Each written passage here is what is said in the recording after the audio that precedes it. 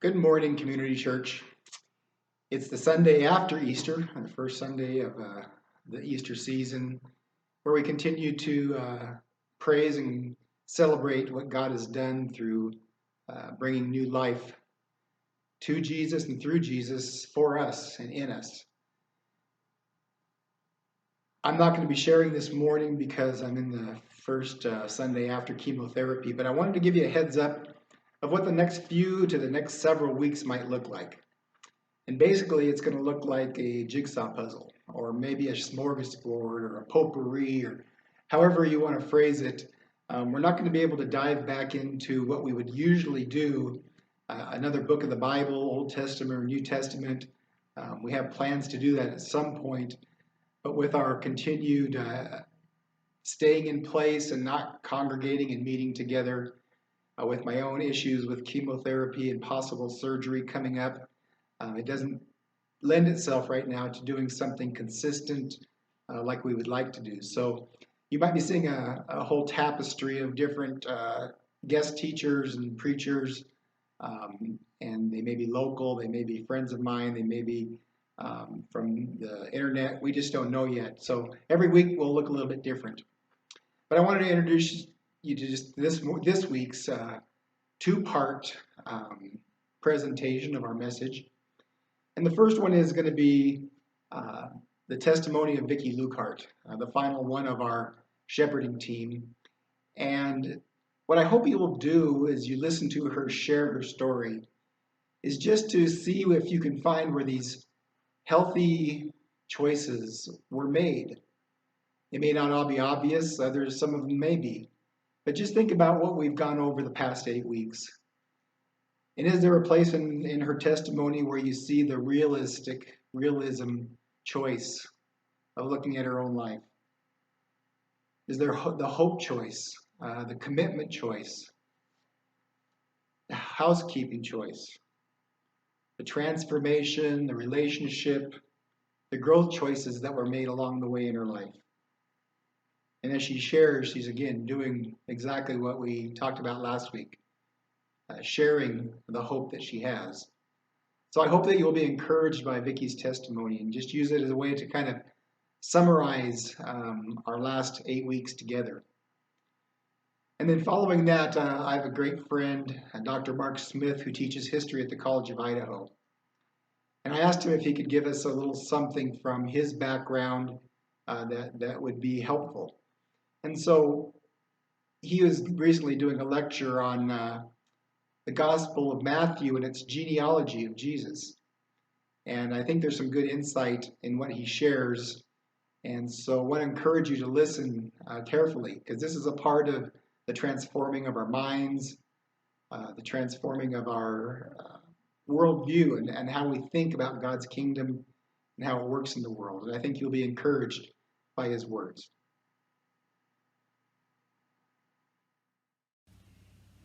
Hi, my name is Vicki Lukehart, and I was asked to give my testimony. I've been thinking about it, and thinking about it, and there's so much that went on in my lifetime with my family, with loved ones, that I thought, well, the point I would really want to get across is how I came to know Jesus Christ as my Lord and Savior. As a child, I had a very free, adventurous childhood. I grew up in California, so as a young child, I could run around where they were building like Interstate 5 and Echo Park and all those amazing places. Then as young teen and through my teen years, I grew up in Sylmar, which was all olive orchards and a lot of little ranches and whatnot, and I made lifelong friends there, had a wonderful life. The 70s came. Oh boy, things were really tumultuous then, I'll tell you. We saw people, all of a sudden, they were a hippie. These regular kids decided that it was all about drugs, and so they went into the drugs and alcohol for various reasons. I just enjoyed hanging out with my friends, partying, going to the beach, all those kinds of things. Family things. We do a lot of we had a vacation home at Salton Sea, so we'd go there a lot and run wild. So it was a fun lifestyle. I always had a lot of joy in me. Even though I went through some pretty tough times, there was still joy in me because I could see into people's hearts why they did it. So it was easy for me to forgive people, always has been. No matter what happens or how you're hurt, it's always been easy to have compassion, and more so once I became a Christian. So during this life, from a child to now, I would say the things I have seen have been really tough. So my mom and dad, my dad had become very abusive to my mom, and we had to leave, and my mom and him, my dad got a divorce, and that was a huge change, and it was all because of alcohol. It was sad. I lost my dad because of alcohol. He would have given alcohol away if he could keep us, but yet he was so addicted, he had to stay with that and let his family go. It was a devastating time for us that way. And then once my mom and dad remarried, she remarried my stepdad, he was very strict, so life was very different from where we had been raised so far, all the adventurousness and all that kind of stuff. The strictness was pretty tough at times. Wasn't accustomed to that. My dad had never done that. My stepdad was very strict. And so the things that were tough that we went through in my life was at one point as a child, because of the strictness and the pressure and everything, and anyone that knows me that to be closed in would just freak me out. So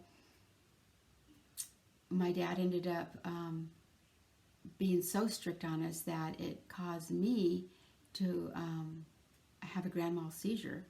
And it was also because I was 13, so much was happening in my body anyways, it was devastating. And because of that, he calmed down in some ways a lot.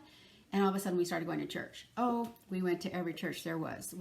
There wasn't a church around that we didn't go to and check it out, We finally settled upon the Seventh-day Adventist Church because he had been raised a Seventh-day Adventist church with his grandma.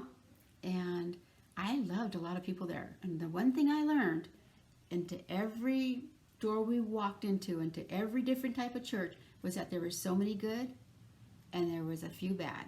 And that's what my little mind has surmised. And I was always able to look right through into people's hearts. So I've had a huge amount of compassion for people that other people would brush aside. I could see the goodness in them and thoroughly enjoyed loving on people. And that's from a young childhood. I've told the story of there was a hobo that lived down the street as they were building the I-5, and I became really good friends with him. Well, when my mom found out that wasn't such a good thing, she came down and she was so sweet about it. And she just said, "I'm sorry, but she's not going to be able to sit here and visit with you." And because I'd go down the street, sit with them, and I'd ask him, "Why are you doing this? What's going on? You know what?" And we'd just have a good old time. And he told my mom, "Don't worry about her." He said, "We all know her, and everyone knows to keep their hands off that child." So they were protecting me. So many things could happen, and in that sense, I'm very thankful. Wasn't too long later that same guy passed out in someone's backyard, and they were screaming bloody murder, and that's what I thought had happened. 5-year-old girl looking at all these neighbors freaking out. It's because he passed out, and I'm like, oh, okay, he's sleeping. Let him wake up, and then he'll go. So that was my life, and I bring that point up because that is me. That is who I am.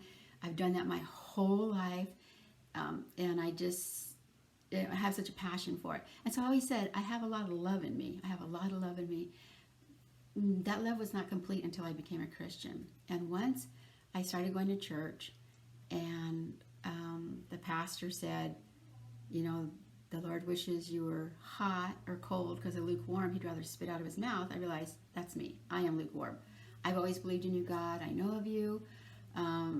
I've prayed to you. I don't have a relationship with you by any means, and I'm lukewarm. And so I asked the Lord into my heart, and I was immediately born again. When the Bible says you must be born again to enter the kingdom of heaven, there's a reason for that. You can say you know God, you can say I'm a good person and all this kind of stuff, but Satan knows God.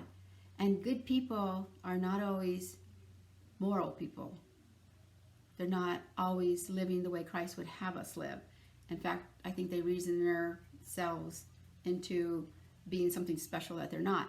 I'm just saying this because it's so important to be born again.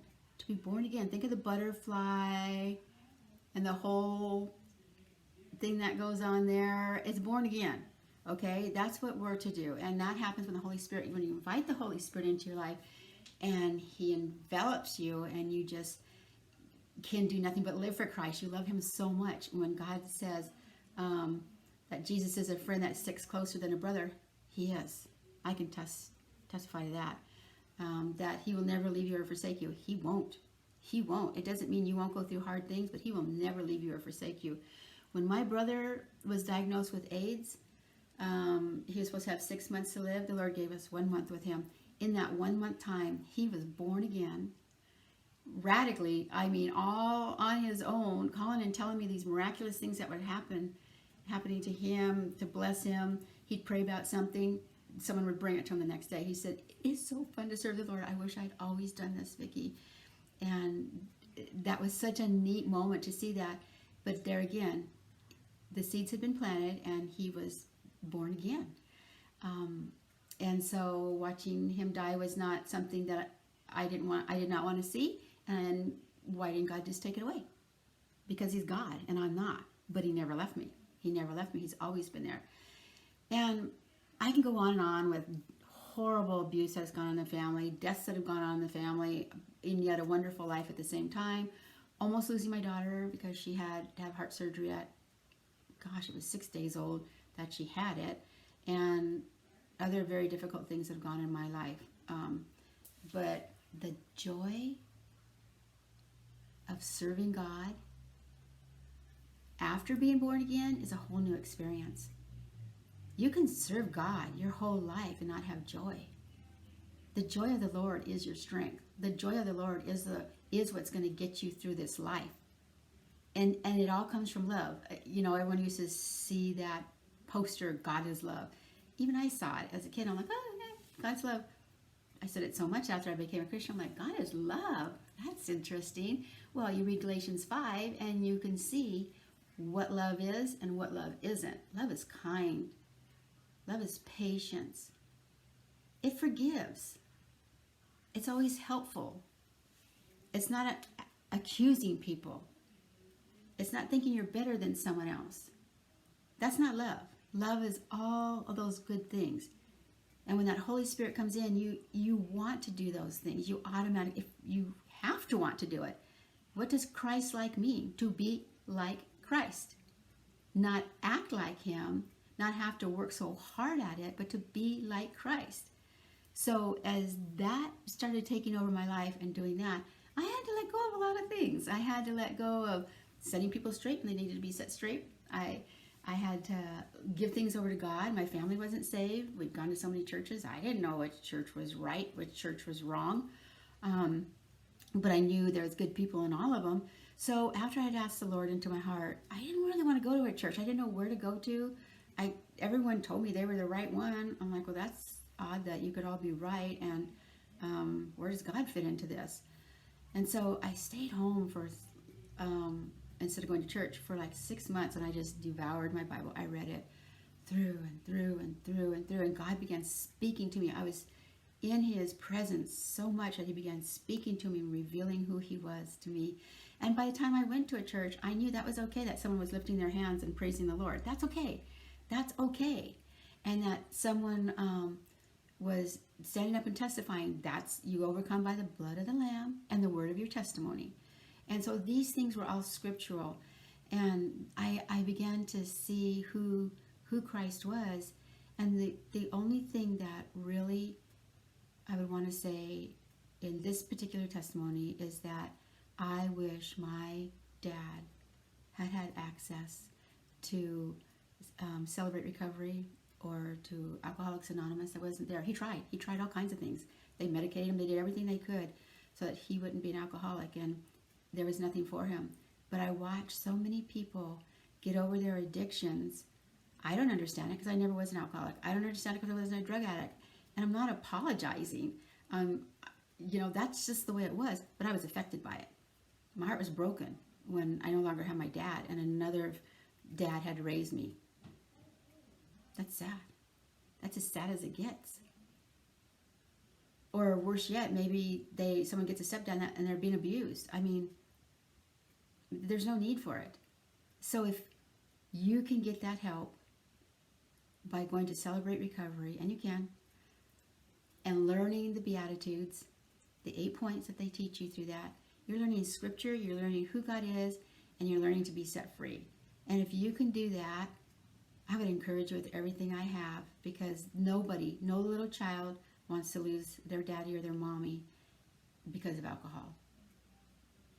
And God can break that. God can break anything. There's nothing impossible to God. He can take those circumstances you're going through, those trials, those voices that come to your head and tell you you're no good, give up. I would encourage you to put one foot in front of the other 100 times a day if you have to, and you do it over and over and over and over again till that breaks. And once it breaks, you remain in the Word. Don't just listen to religion. Just don't listen to some pastor telling you things. You get in the Word and you learn God's Word and you learn who God is. You develop that relationship with Him.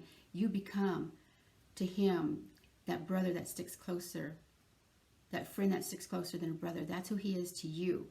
And that's who you become to Him, that sister, that brother, that child of God. You become that because you have a relationship with Him, and now you know how to handle that and to talk to Him and who to go to and who's going to help you and to walk through it and to be able to be strong again. You can do this. You can do it. Thank you.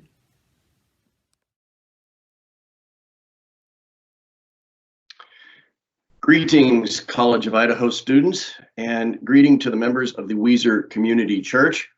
Your pastor has asked for a copy of this lecture that I'll be giving today for my course in Jesus and History and Archaeology. Let me begin this lecture by reading the first verse of the Gospel of Matthew. So Matthew begins this way. This is the New International Version. A record of the genealogy of Jesus, Christ, the son of David, the son of Abraham. And then the text continues. It launches now into genealogy of Jesus. So we have Abraham was the father of Isaac, Isaac the father of Jacob, Jacob the father of Judah and his brothers, and on and on. Okay, so that's the introduction to our genealogy. Most people who sit down to read the Gospel of Matthew, read that first verse, encounter that genealogy, quickly skim over if they read it at all, and then go on to the next section. It is difficult to read. There's a lot of Hebrew names, somewhat complicated, and after all, who cares about a genealogy? It's real easy to skip over these texts and not appreciate what they have to offer. So let me unpack this genealogy of Matthew. The first thing I do is want to call your attention to a couple of concepts that show up in that very first verse. It says Jesus is the Christ, Christos in Greek, which is Mashiach in Hebrew, Messiah, the anointed one. This was the object of Hebrew aspiration, that there would be a king in the future that God would use to make things right, if you will. So it's making a claim. In other words, Christ is not Jesus' last name. It is a claim about Jesus, that he is that long hoped for Messiah. Second thing that this text says is this: Jesus is son of David, son of Abraham. Now just stop a second and think about that. If you know anything about the Hebrew Bible, you know that that is not true. Jesus is not the son of David, and Jesus is not the son of Abraham. He is using the word son in an extended way. So he does not mean that both Abraham and David were biological fathers of Jesus. What he means is that Jesus is related to them, maybe physically, but also in a much deeper way.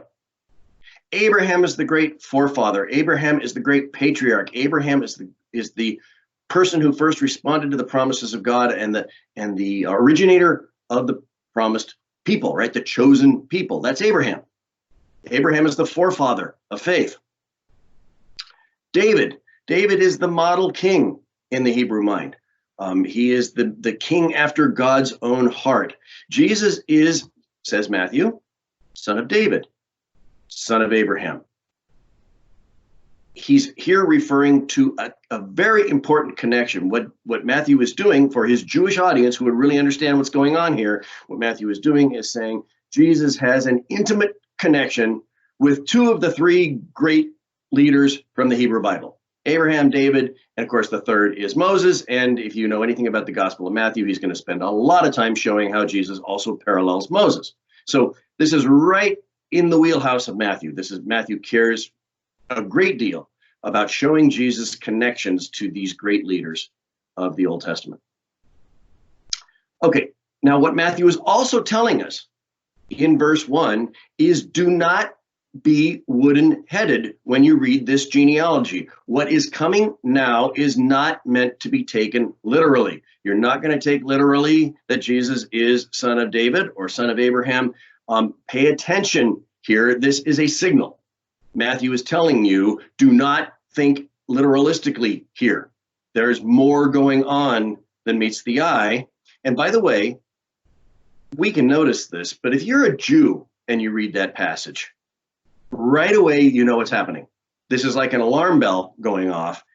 Jesus is signaling that he is transitioning into a style of teaching that was quite common at the time. It was called Midrash Agadah.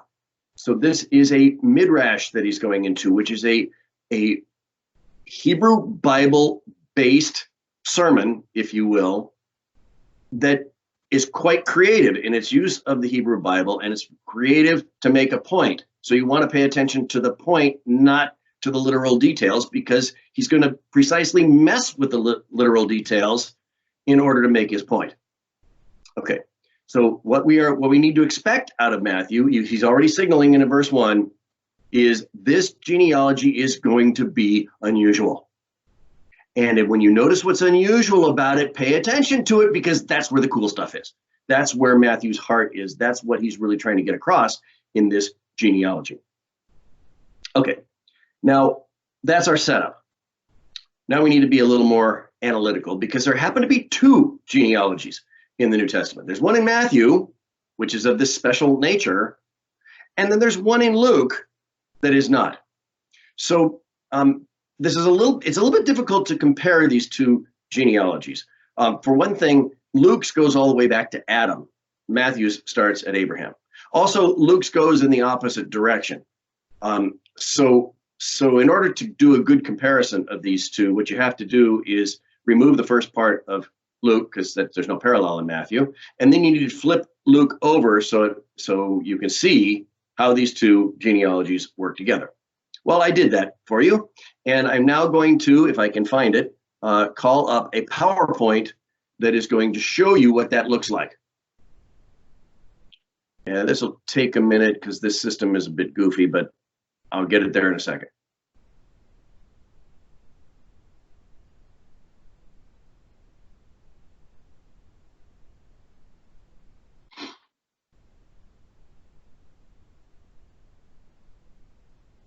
Okay, I hope you can see these genealogies now. Of course, I'm in no position, since I'm just recording this. I can't tell if you can actually see them, but given my experience, I think it's working.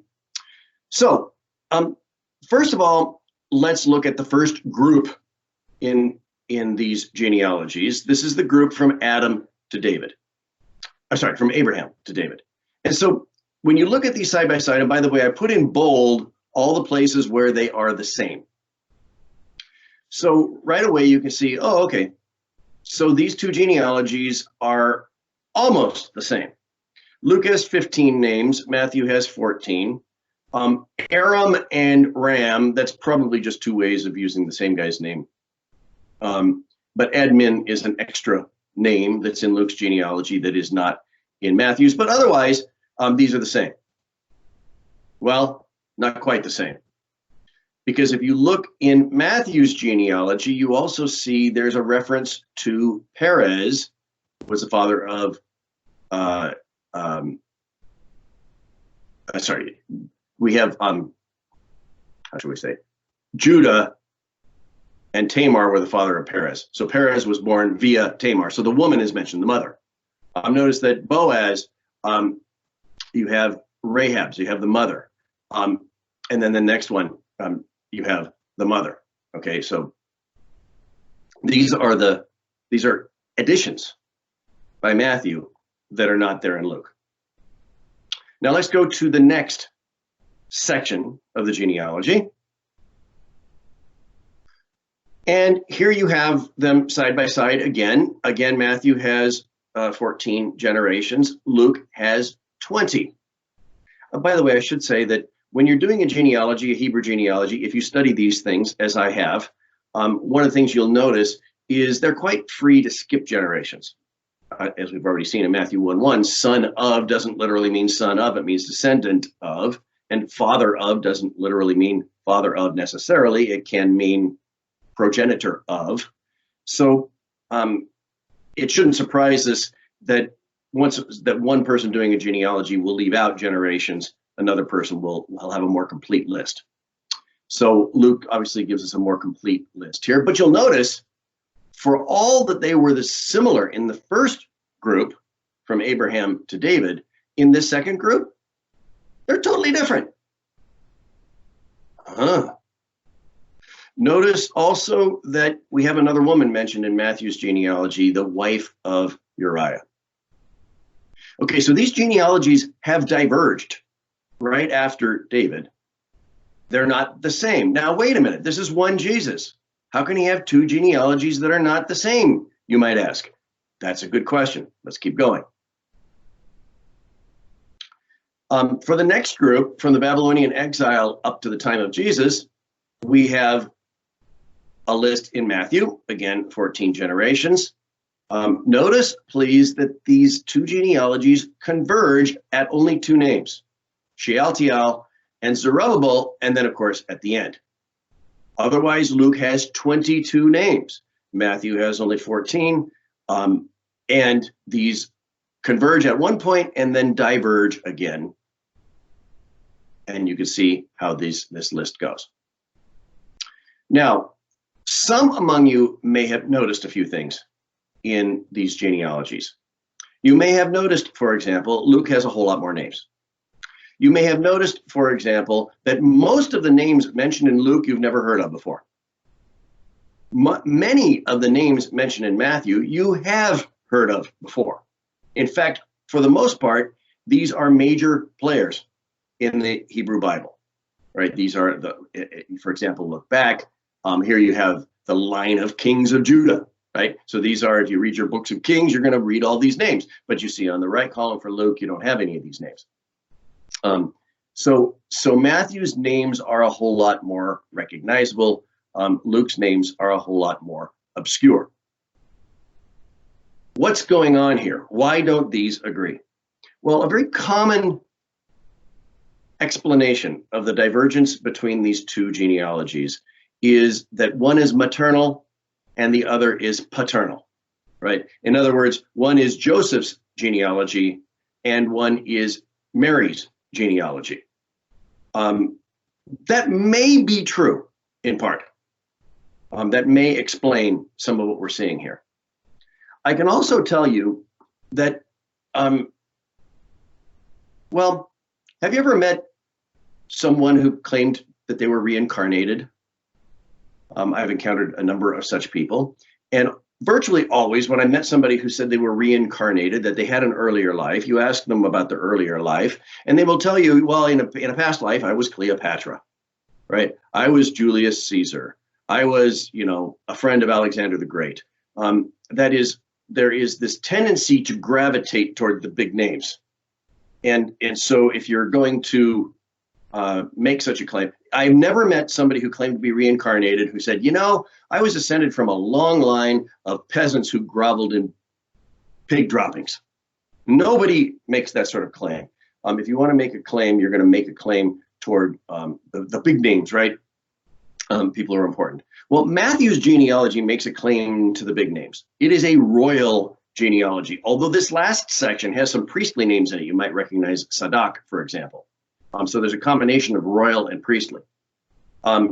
Luke's genealogy, for the most part, is unknowns, right? These are the peasants who are hanging out in animal excrement, right? These are the people who are they're common names, they're otherwise unknown names, and therefore the probability is that you're dealing with a real genealogy in Luke. This is what a real genealogy looks like. What you're dealing with in Matthew is a special genealogy, a genealogy that has been shaped according to Matthew's desire. That does not mean, by the way, that it's not a real genealogy. That is, it doesn't mean that this wasn't Joseph's genealogy. It just means that Matthew has worked over this genealogy to give it a particular shape because he's got other points to make. Luke, his interest is just to get the facts, ma'am. He's trying to give a genealogy as he received it when he did his research and talked to people who knew Jesus' family. Matthew is doing something else. And we want to understand what Matthew is doing because it's special. Now, Matthew, in fact, tells us in part what he's doing, and here we get into the mind of Matthew, and this starts to become a whole lot more fun than simply looking at a genealogy. At this point, I'm going to close this PowerPoint, I think. No.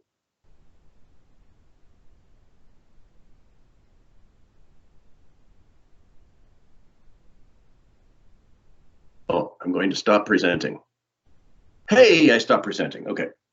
So now right at the end of the genealogy in Matthew's text, let's look at the very next verse.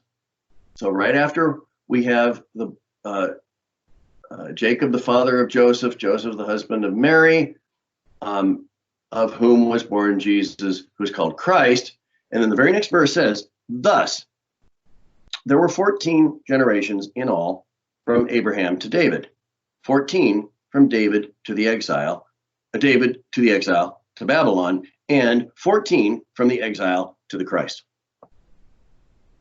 If you count things up in Matthew, and you'll find, okay, yeah, there's 14 in each one. Except when we compared it to Luke, there were a lot more generations in Luke.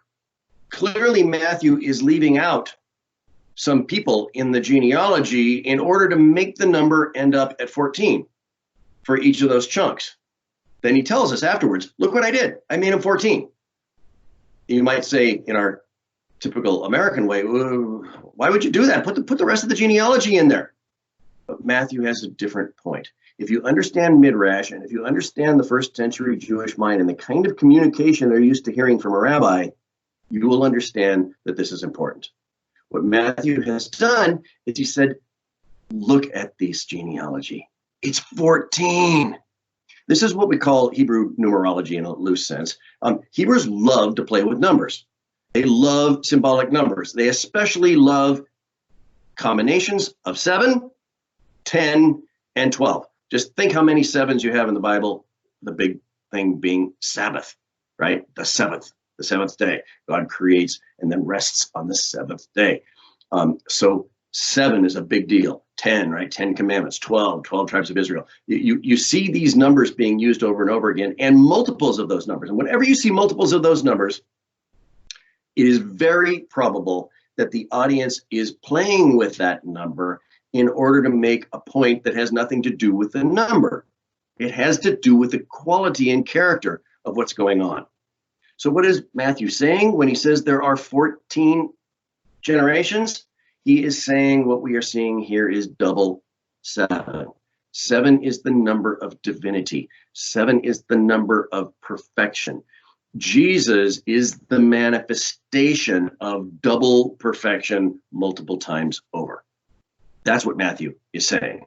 He's saying that this is special. This genealogy is special. Jesus is special. There is something sacred about all this stuff we're talking about, and we need to treat it as such. This is not just a normal genealogy. There's way more to it than that. And by the way, he's also doing something else. He's pointing out by using these 14s that there is a connection between, he's rounding out what he said in verse 1. There's a connection between Jesus and Abraham. Physical connection, but also a spiritual connection. A connection to God that the two share in a very important way. A connection between Jesus and David. Jesus is, notice the bookends in Matthew. At the beginning, he says Jesus is the Messiah. At the end, he says Jesus is the Messiah. And in between, he's saying Jesus is hooked up to David, right? And Messiah is to be from the line of David. Basically, Matthew's saying, he's ringing a big bell and saying, do you get it? Do you get it? This is messianic stuff we're talking about. This is the hand of God at work in history. This is 14. This is double perfection. Now, I've left out so far the most important part. If you have read many Hebrew genealogies, and by the way, there are lots and lots of them in the Old Testament. Go to the Book of Chronicles, First Chronicles, for example. You see lots of genealogies. So if you read Hebrew genealogies very much, as I have done, one of the things that you find is this is a patrilineal society. The names are males, man to man going down. They may skip generations on occasion, but it's man to man going down. Very seldom does a woman appear in a Hebrew genealogy. When a woman does appear, it's the biggies, right? It's Abraham and Sarah, right? It's that kind of level, the great matriarchs of the Hebrew people. It's the women who are well known, who are special, who are connected with the biggest names in the Hebrew Bible. These are the women. If they're ever mentioned in a genealogy, those are the women who are mentioned. So who are the women who are mentioned in Matthew's genealogy? We'll take a look back, and you will see 5 names, 5 women. The strange case of 5 women in Matthew's genealogy. Now, this is, let me be very clear, Matthew is doing something that any Jew reading this text would say, wait a minute, we're not used to having women in our genealogy. What are you doing, Matthew? Which calls their attention to that particular note. Moreover, he has chosen particular women to include in this genealogy for a particular reason. So we would do well to get to know these women. And when we get to know them, I suspect you will find this addition to the genealogy rather startling. This is Matthew's point. This is why Matthew shaped the genealogy the way he did. So the 5 women are Tamar, Rahab, Ruth, Bathsheba, and Mary. So let's take them in order. These are from, now most of you will be familiar maybe with a couple of these names. But if you were a first century Jew, these names, immediately you would know these stories, immediately you'd know where to look, because this is part of your heritage and you're always talking about these stories. But you're not so much paying attention to the women, but these women do have an immediate meaning. And by the way, as soon as you read any one of these names, a chill goes down your spine, because you realize there's something deeply inappropriate about including this woman. Let's take them one at a time. First, Tamar. The story of Tamar is one of the most bizarre and raziest stories in the entire Bible. It appears in Genesis 38. Who is Tamar? So Judah, so we have Abraham, Isaac, and Jacob, right? The great patriarchs. Jacob has 12 sons. Those are the 12 progenitors of the 12 tribes of Israel. Judah is one of Jacob's sons. Jacob was renamed Israel, and Judah was one of his sons. So he is the father of the tribe of Judah, from which Jesus comes in the genealogy. So that's Judah. Judah has a couple of sons.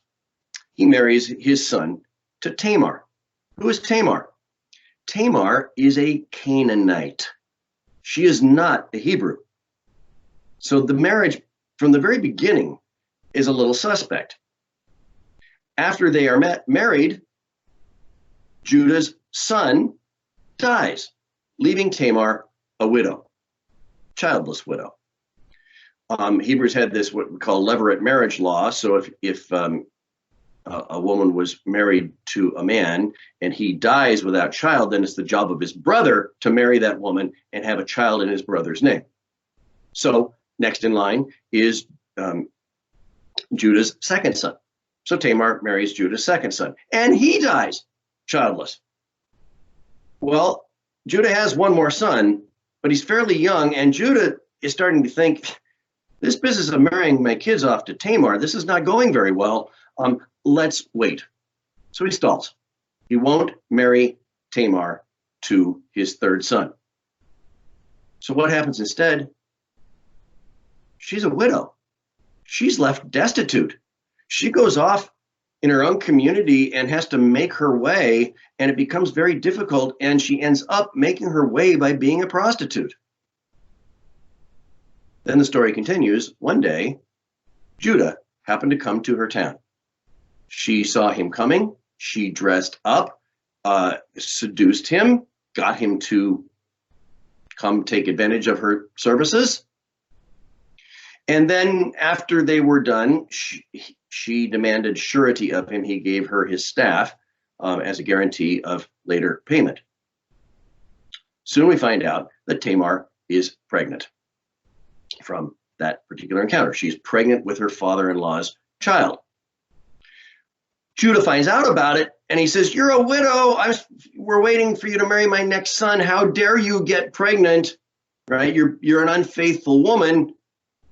You ought to be punished for this." And Tamar said, "Oh yeah?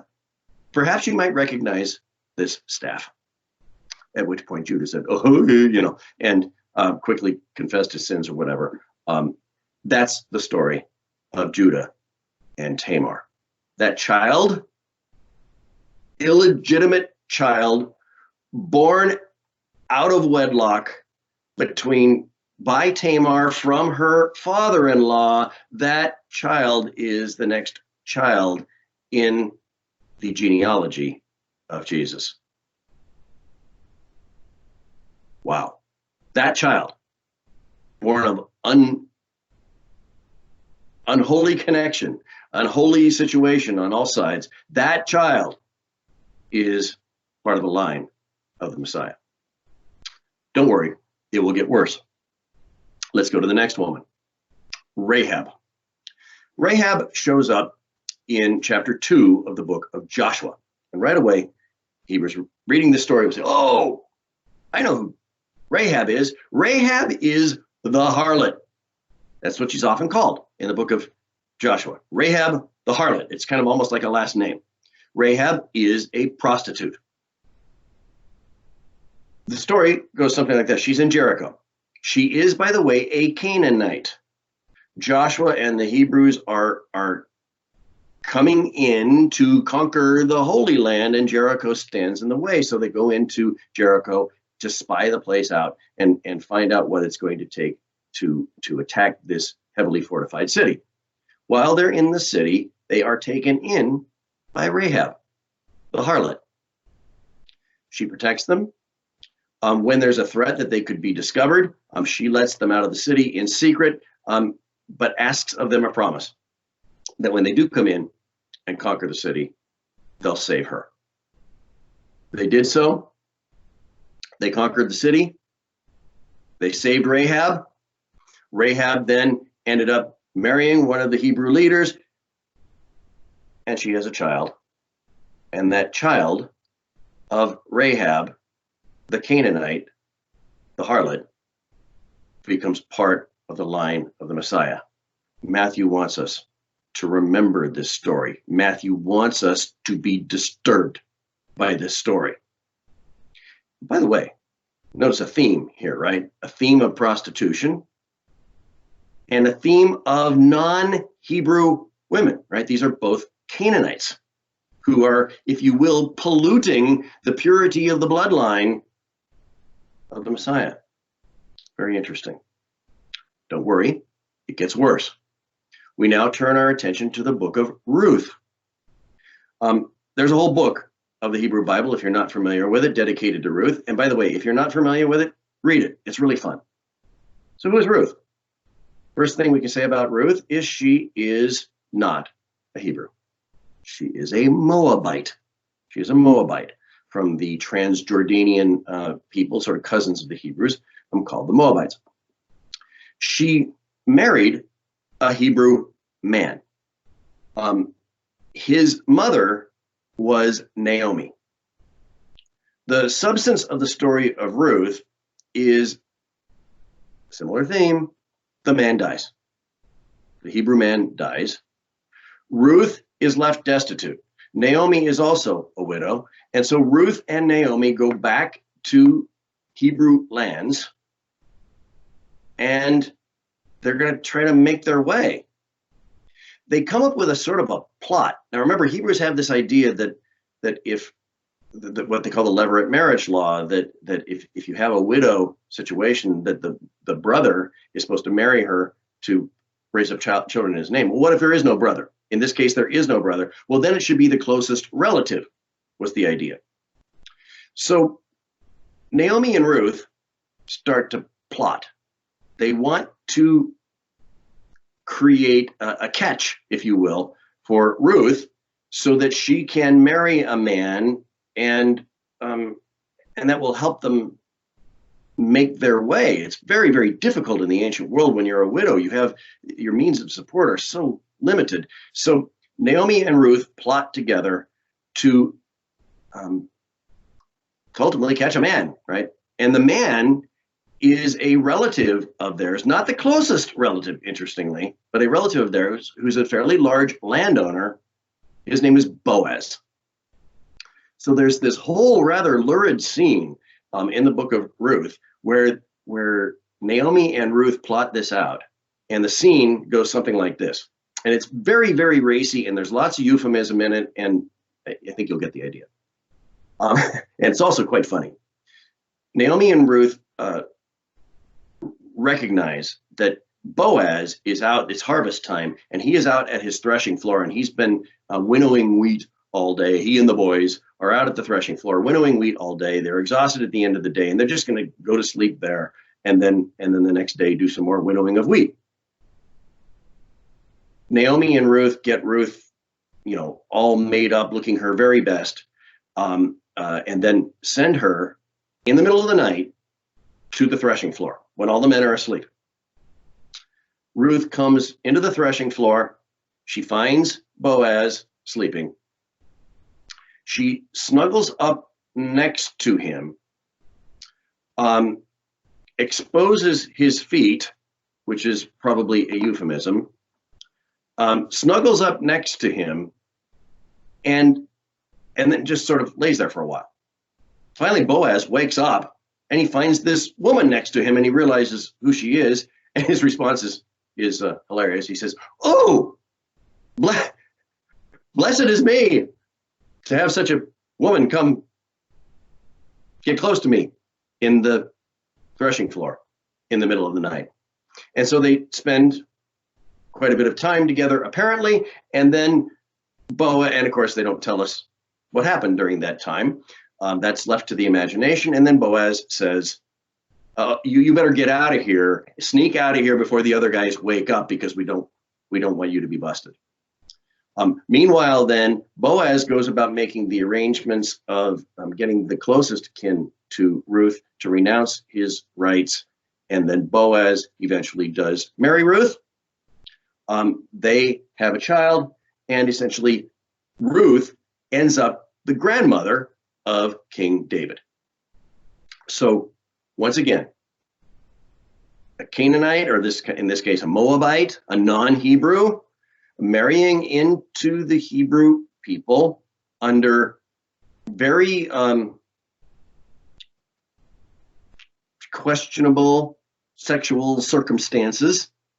And ultimately, she marries into the family and has a child of that particular union, and that child becomes part of the line of the Messiah. And by the way, each time one of these women becomes part of the line of the Messiah, remember that next generation is only half Hebrew.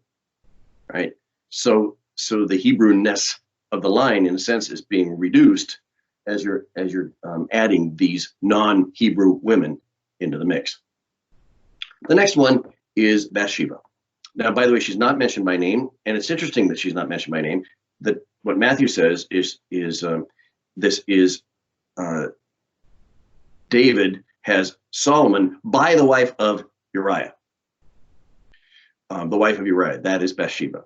Now, this is probably the most famous of these stories. So if any of these you've heard of, it's probably this one. And you know the story, right? David is king. His armies are off at war. Uriah is one of his soldiers. Uriah, by the way, is called Uriah the Hittite. He's not a Hebrew. He's a Hittite. That suggests that maybe Bathsheba also is a Hittite. We don't know that for sure, but that would fit with the theme that she is not a Hebrew. So she may or may not be a Hebrew. We don't know. In any case, while the soldiers are off at war, David goes up on the top of his palace. He sees, because the palace is taller than other buildings, he sees up on the roof of a nearby building a woman taking a bath. He finds her very beautiful. He's quite intrigued. He asks her to come over to dinner. Apparently they had more than dinner because she ends up pregnant. Now David does what any good politician would do. He engages in a cover-up. The first thing he does is he sends word to his troops to send Uriah back to receive a message. Uriah gets back to the palace. David says, why don't you spend the night here, and I'll give you the message in the morning. Oh, by the way, your home is right nearby here. Go home, be with your wife, and then I'll give you the message the next day. But Uriah refused. He wouldn't go home to spend the night with his wife, so that particular cover-up plot wasn't going to work. So Uriah spent the night on the front porch of the palace. David called him in the next day, gave him a message. This message was secret from Uriah, but he's to give it to his commander. The message says basically, when you're besieging this particular city, I want you to attack, and then at a strategic time, I want you to let people know to retreat. P.S. Don't tell Uriah. So it worked out perfectly as far as David was concerned. Soldiers went to battle. They attacked. When the other soldiers pulled out, Uriah didn't know he was supposed to pull back. Uriah got killed. He's a casualty in war. He has a hero's death, and David has successfully covered it up. He then calls Bathsheba back, and they get married, and here comes their child. David, this great king of the Hebrews, this is his low point. And it's interesting that the Book of Kings goes into, Second Samuel goes into detail about how this story works out. It's not shy at all about exposing the skeletons in David's closet. So David, just mention the name Bathsheba, and it exposes David as both adulterer and murderer, right? This is David breaking two of the big commandments, the 10 Commandments. This is David's low point. Why would Matthew include her name in this genealogy? Because he wants us to remember this story. He wants us to remember the skeletons in David's closet. Why? That's it. There's the 4 women. Why would Matthew have those 4 women, those 4 stories, some of the most lurid, racy, kind of down low, dirty stories in the Hebrew Bible? Why include those in his genealogy? Why does Matthew want us to think about them when he writes this genealogy? Because he is doing midrash, because he has a point to make, and his point rather makes this genealogy beautiful. There's one more woman. It's Mary. Mary is pregnant under very suspicious circumstances. And it is from that suspicious pregnancy of Mary that Jesus is born. What is Matthew trying to say to us? I think 2 key things. Matthew is saying, first, don't you dare denigrate Mary. In fact, her story, a suspect background, a suspect birth, there is no reason to put her down for that. In the Hebrew heritage, while Tamar and Ruth, etc., represent some horrifying stories in the Hebrew past, in fact, these women are received in the tradition with respect. Matthew is saying, don't you dare put down Mary. Mary is every bit as respectable as those other women. Number two, what Matthew is saying is just pay attention to our heritage as Jews. Our heritage as Jews is really messy. One of the brilliant things about reading the Hebrew Bible is they are not at all shy about exposing the skeletons in their closet. They are not at all shy about letting people know just what problems they've had in the past. And these are not problems to be shied away from. These are not stories to be embarrassed about. They are part of the learning process of being the chosen people of God. That is our heritage, says Matthew. And God has always worked this way. We've never been a pure people. We've never been a totally righteous people. We've had all kinds of bad, ugly, nasty, convoluted stuff going on in our past. And you know what? It's okay, because God has used those circumstances. God has worked through the awkward. God has worked through the seemingly unclean. God has worked through the skeletons in the closet to provide his people with unexpected grace. And so with Mary, Matthew is saying, God is working through really strange circumstances to provide his people with unexpected grace. But this is what we should expect. This has always been what God is about. And this Jesus, he's going to act to bring about God's kingdom. And God's kingdom will always be one of unexpected, extravagant grace.